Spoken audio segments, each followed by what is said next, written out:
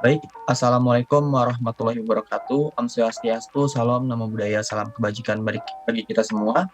Pada kesempatan kali ini, kami akan mempresentasikan mengenai salah satu bab dari e-marketing, yaitu isu hukum dan etika dalam pemasaran digital dan pilihan solusinya.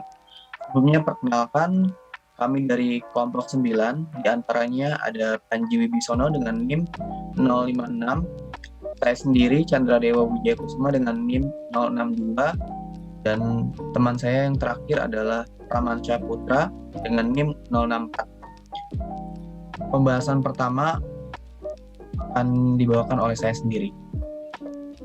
A. Definisi etika bisnis menurut para ahli. Etika bisnis secara sederhana diartikan sebagai cara-cara untuk melakukan kegiatan bisnis yang mencakup seluruh aspek yang berkaitan dengan individu, perusahaan, industri, dan juga masyarakat. Selanjutnya, prinsip etika dalam bauran pemasaran, di mana etika ini dibagi menjadi 4. Yang pertama ada etika pemasaran dalam konteks produk. Di antaranya ada produk yang berguna dan dibutuhkan. Yang kedua, produk yang berpotensi ekonomi atau benefit. Yang ketiga, produk yang bernilai tambah yang tinggi. Yang keempat, dalam jumlah yang berskala ekonomi dan sosial. Yang kelima, produk yang dapat memuaskan masyarakat. Yang kedua, etika pemasaran dalam konteks harga. Di antaranya, yang pertama beban biaya produksi yang wajar, yang kedua sebagai alat kompetisi, yang ketiga diukur dengan kemampuan daya beli masyarakat, yang keempat margin perusahaan yang layak, yang kelima sebagai alat daya tarik bagi konsumen. Yang ketiga, etika pemasaran dalam konteks distribusi, di antaranya ada kecepatan dan ketepatan waktu, keamanan dan keutuhan barang, dan terakhir konsumen mendapat pelayanan tepat dan cepat. Yang keempat, etika pemasaran dalam konteks promosi. Yang pertama ada sarana memperkenalkan barang, yang kedua informasi kegunaan dan kualifikasi barang, yang ketiga promosi yang menarik akan membuat konsumen tertarik untuk membelinya, yang keempat informasi fakta yang ditopang kejujuran. Selanjutnya, definisi privacy dan data pribadi. Menurut Cambridge Dictionary, apabila diterjemahkan secara bebas mengandung arti bahwa privacy adalah hak yang dipunyai seseorang untuk menjaga kehidupan personal atau rahasia informasi personal agar hanya untuk diketahui sekelompok kecil saja. Kamus Besar Bahasa Indonesia atau KBBI mendefinisikan privacy sebagai kebebasan, keleluasan pribadi. Adapun mengenai data pribadi, pengertiannya dapat ditemukan dalam Undang-Undang Nomor 23 Tahun 2006 tentang Administrasi Kependudukan atau Undang-Undang Adminuk, sebagaimana yang telah diubah dengan Undang-Undang Nomor 24 Tahun 2013 tentang perubahan atas Undang-Undang Nomor 23 Tahun 2006 tentang Administrasi Kependudukan atau Undang-Undang 24 per 2013. Pasal 1 Undang-Undang No. 24 per 2013 berbunyi, data pribadi adalah data perseorangan tertentu yang disimpan, dirawat, dan dijaga kebenarannya serta dilindungi kerahasiaannya. D. Perlindungan atas privasi dan data pribadi masyarakat. Pasal 28G ayat 1 Undang-Undang Dasar Negara Republik Indonesia tahun 1945 berbunyi, setiap orang berhak atas perlindungan diri pribadi, keluarga, kehormatan, martabat, dan harta benda yang dibawa kekuasaannya, serta berhak atas rasa aman dan perlindungan dari ancaman ketakutan untuk berbuat atau tidak berbuat sesuatu yang merupakan hak asasi. Perlindungan privasi dan data pribadi dalam sistem elektronik. Dalam pemanfaatan teknologi informasi, perlindungan data pribadi merupakan salah satu bagian dari hak pribadi atau privacy right. Hak pribadi mengandung pengertian sebagai berikut. Yang pertama, hak pribadi merupakan hak untuk menikmati kehidupan pribadi dan bebas dari segala macam gangguan. Kedua, hak pribadi merupakan hak untuk dapat berkomunikasi dengan orang lain tanpa tindakan memata-matai. Dan yang ketiga, hak pribadi merupakan hak untuk mengawasi akses informasi tentang kehidupan pribadi dan data seseorang. Selanjutnya, kepemilikan digital. Hak cipta lahir dan timbul dari hasil olah pikiran manusia dalam bidang ilmu pengetahuan, kesenian, dan sastra. Hak cipta timbul secara otomatis seketika suatu ciptaan lahir. Hak cipta merupakan hak perdata yang melekat pada diri si pencipta. Hak cipta merupakan hak privat. Pembenarannya ialah karena suatu ciptaan dilahirkan oleh kreasi pencipta, kreasi yang muncul dari adanya olah pikiran dan kreativitas dari sang pencipta. Suatu hak cipta haruslah lahir dari kreativitas manusia, bukan yang telah ada di luar aktivitas atau di luar hasil kreativitas manusia. Hak moral dibedakan dengan hak ekonomi. Hak ekonomi mengandung nilai ekonomis, sedangkan hak moral sama sekali tidak memiliki nilai ekonomis. Hak moral ialah hak yang melekat kepada diri pencipta, sedangkan hak ekonomi merupakan hak bagi pencipta atau pemegang hak cipta untuk mendapat nilai ekonomis atau ciptaannya. Hak-hak tersebut tidak hanya memberi keuntungan terhadap diri pribadi, namun juga memberikan harapan kepada pertumbuhan ekonomi kreatif. Perkembangan ekonomi kreatif yang pesat perlu dibentengi dengan perlindungan hukum, mengingat hak cipta menjadi basis terpenting dalam ekonomi kreatif nasional. Baik, selanjutnya akan dijelaskan oleh rekan saya, Pak Rahman.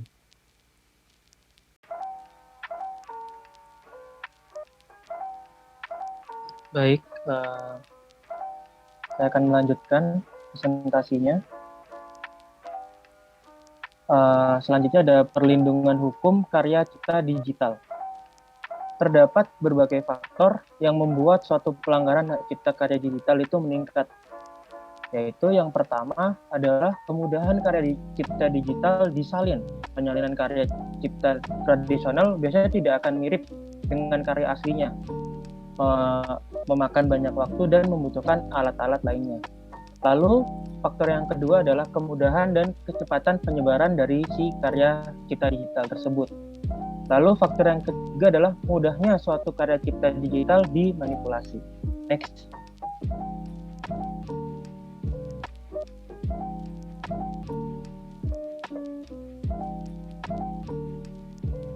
Selanjutnya adalah perlindungan hukum terhadap teknologi pengamanan hak cipta. Teknologi pengamanan atau istilah lainnya dikenal sebagai Digital Right Management atau DRM merupakan suatu sistem keamanan atau enkripsi untuk melindungi suatu karya cipta digital. Digital Right Management atau DRM mengacu pada kumpulan sistem yang digunakan untuk melindungi hak cipta yang ada pada suatu media elektronik, termasuk musik digital, film digital, serta data-data lain yang tersimpan dan ditransfer secara digital pula. Next. Secara umum, DRM terbagi menjadi dua kategori. Sistem DRM yang pertama adalah sistem DRM yang menggabungkan teknologi protection measure atau TPM dan sistem DRM yang tidak menggunakan teknologi protection measure atau TPM. Teknologi protection measure atau TPM merupakan sebuah teknologi yang dapat digunakan untuk melindungi materi dari karya cipta digital. Dalam sistem DMR biasanya menggunakan teknik-teknik sebagai berikut. Yang pertama adalah encryption, yaitu DMR menggunakan algoritma kriptografi untuk mengenkripsikan konten yang membutuhkan sandi atau kunci rahasia. Hanya pemegang kuncilah yang nantinya dapat membuka kunci konten dan dapat mengakses ke data tersebut. Lalu ada public atau private key. Teknik ini termasuk dalam keluarga teknik kriptografi yang memanfaatkan sistem satu arah dari fungsi matematika tertentu, menghasilkan sistem di mana dua kunci terpisah digunakan. Mereka biasanya disebut dengan kunci public dan privat. Dan setiap kunci dapat digunakan untuk mengenkripsi atau mendeskripsi suatu data. Lalu yang ketiga ada watermarking. Watermarking sendiri itu adalah proses penyamatan informasi secara diam-diam ke dalam sumber data yang keberadaannya itu tersembunyi. Lalu ada access control. Access control itu adalah perlindungan atau penggandaan yang mencoba menemukan cara untuk membatasi akses kepada suatu konten yang berhak cipta atau menghambat proses penyalinan itu sendiri. Contoh, perlindungan salinan termasuk dalam siaran TV digital terenskripsi. Kontrol akses ke perangkat lunak berhak cipta melalui penggunaan server, lisensi, dan mekanisme perlindungan salinan teknis pada suatu media. Next. Lalu selanjutnya kita masuk ke contoh kasus yang pertama, yaitu contoh kasus dari Grab. Yaitu Grab didenda sebesar $10.000 Singapura dolar perihal kebocoran data pribadi yang berada di Singapura. Next. Dikutip dari Kontan, pengawas privasi dikutip dari kontan.co.id, pengawas privasi Singapura, Komisi Perlindungan Data Pribadi atau PDPC mendenda aplikasi layanan taksi online GrabCar sebesar 10.000. GrabHitch atau unit bisnis startup Grab yang dinilai telah melakukan update aplikasi yang membuat data bocor dan mengancam penyalahgunaan data pribadi. Dalam keterangan resmi yang dirilis tanggal 10 September 2020, PDPC menyebutkan pembaharuan aplikasi itu membuat sejumlah data pengguna dan driver beresiko diakses secara tidak sah. Hal ini termasuk pelanggaran keempat dari peraturan privasi data dan tergolong penyebab kekhawatiran yang signifikan. Next. Meski pembaruan aplikasi tersebut telah hanya berlangsung selama 40 menit, karena Grab langsung mengembalikan ke aplikasi versi sebelumnya dan mengambil langkah korektif. Pada Agustus 2019, GrabCar melapor kepada PDPC bahwa data profil 5.651 pengemudi GrabHitch terpapar resiko akses tidak sah oleh pengemudi GrabHitch yang lainnya lewat aplikasi Grab. Setelah ditelisik, penyebabnya adalah pembaharuan pada aplikasi di hari yang sama. URL atau Uniform Resource Locator antarmuka pemrograman aplikasi tersebut memungkinkan pengemudi di GrabHitch untuk mengakses data mereka. Melalui itu, pengemudi dapat melihat ID pengguna sehingga berpotensi untuk dimanipulasi dan digunakan untuk mengakses data pengemudi yang lain. Next. Lalu kita masuk ke contoh kasus yang kedua, yaitu Grab pecat sopir yang diduga lakukan pelecehan seksual. Next. Dikutip dari CNN Indonesia, manajemen Grab akhirnya angkat suara dan mengambil sikap tegas terkait dengan dugaan pelecehan seksual pengemudi GrabCar terhadap penumpang perempuan. Rizky Kramadi Brata, Managing Director dari Grab Indonesia, menegaskan pihaknya memiliki standar prosedur untuk sejumlah pelanggaran, termasuk kasus pelecehan yang dilakukan oleh pengemudi. Next. Rizky juga menuturkan pada pihak Grab bahwa Grab telah melakukan pemanggilan kepada masing-masing pihak pengemudi dan penumpang. Tahapan pemanggilan dilakukan dengan meminta klarifikasi yang terpisah. Pertama, pemanggilan melalui telepon berlanjut dengan pemanggilan secara khusus. Kalau dirasa dibutuhkan, kita bersedia melakukan pendampingan, apakah dari segi hukum atau sepanjang kasus terjadi. Bagi kami keselamatan adalah hal utama, katanya. Rizky menerangkan pihaknya selalu mengedepankan standar prosedur, termasuk meminta klarifikasi atas sebuah kasus pelanggaran. Untuk selanjutnya akan dilanjutkan oleh teman saya, Panji. Baik, selanjutnya ada isu hukum dan etika dalam pemasaran digital di perusahaan Grab Indonesia. Next. Grab Indonesia sangat mengutamakan kepentingan keamanan, kenyamanan, serta akan bertindak tegas atas segala tindakan kekerasan seksual dalam penggunaan layanan sebagaimana didefinisikan di dalam perjanjian oleh mitra pengemudi. Berikut adalah ketentuan pelanggaran.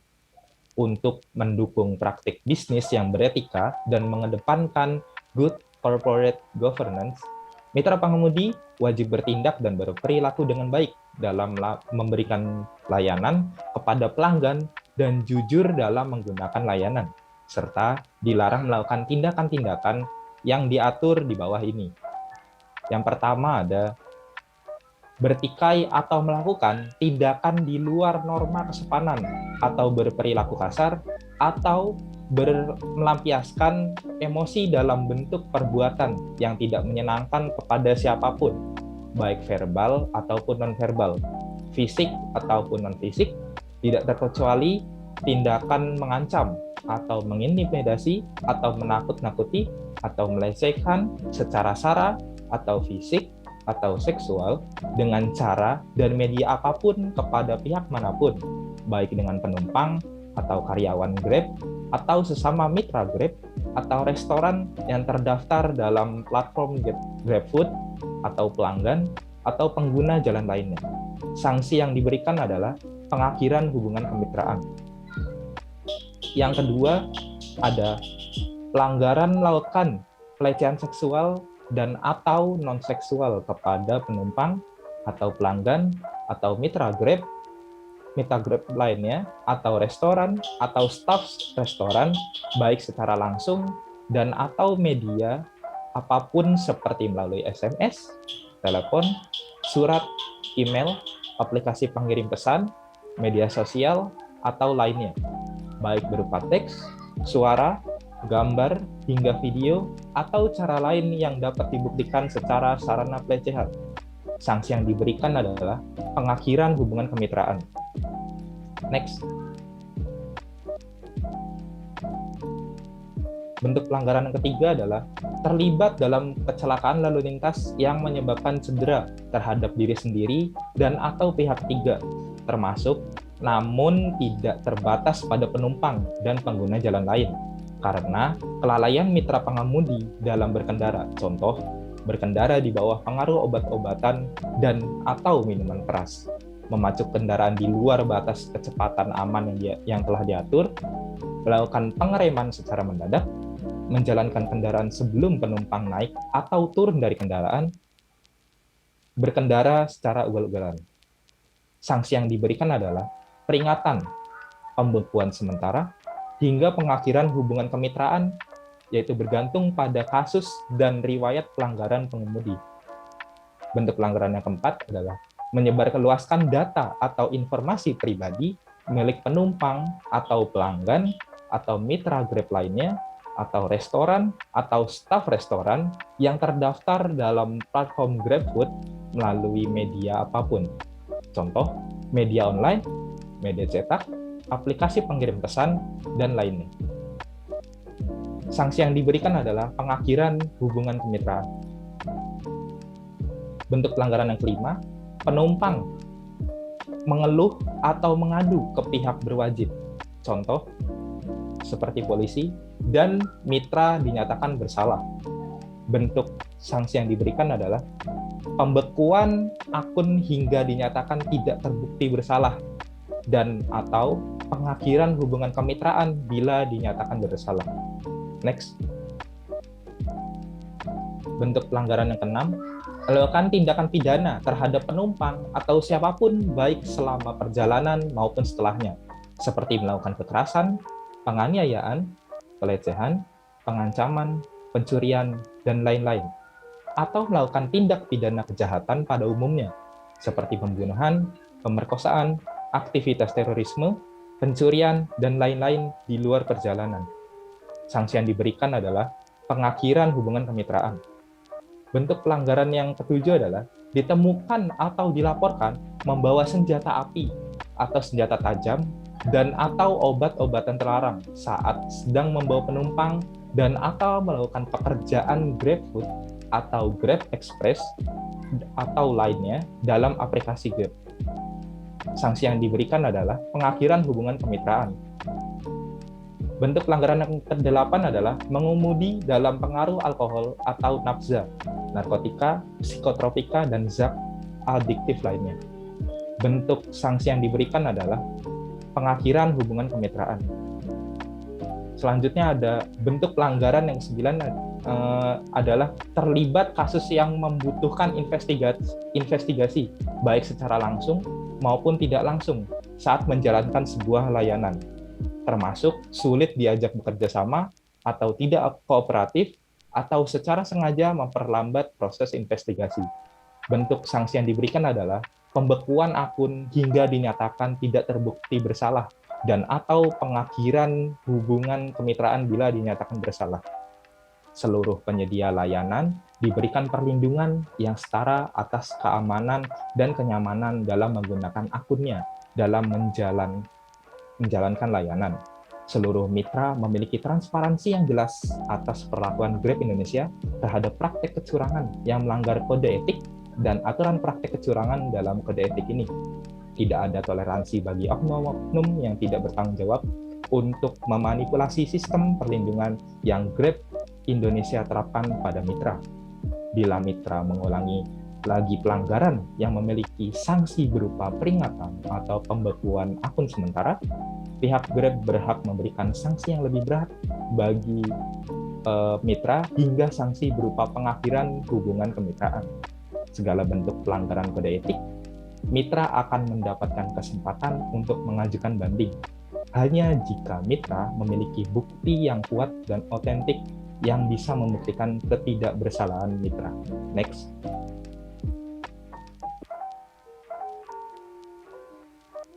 Ketentuan kekerasan seksual. Grab Indonesia sejak awal berdiri telah berkomitmen penuh untuk menghormati penegakan hak asasi manusia dan keadilan serta kesetaraan gender. Komitmen ini meliputi pencegahan dan penanganan kekerasan seksual, termasuk kekerasan seksual terhadap anak dalam penggunaan layanan aplikasi Grab Indonesia.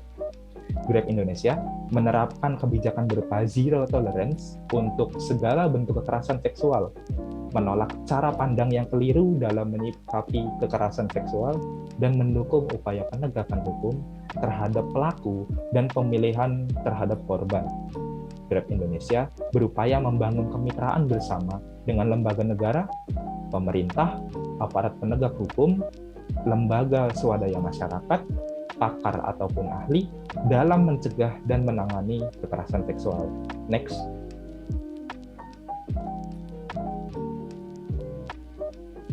Grab Indonesia memberikan perhatian lebih dalam hal kekerasan seksual, menimpa kelompok rentan, antara lain anak-anak, penyandang disabilitas, perempuan hamil, lansia, masyarakat adat, dan korban kekerasan.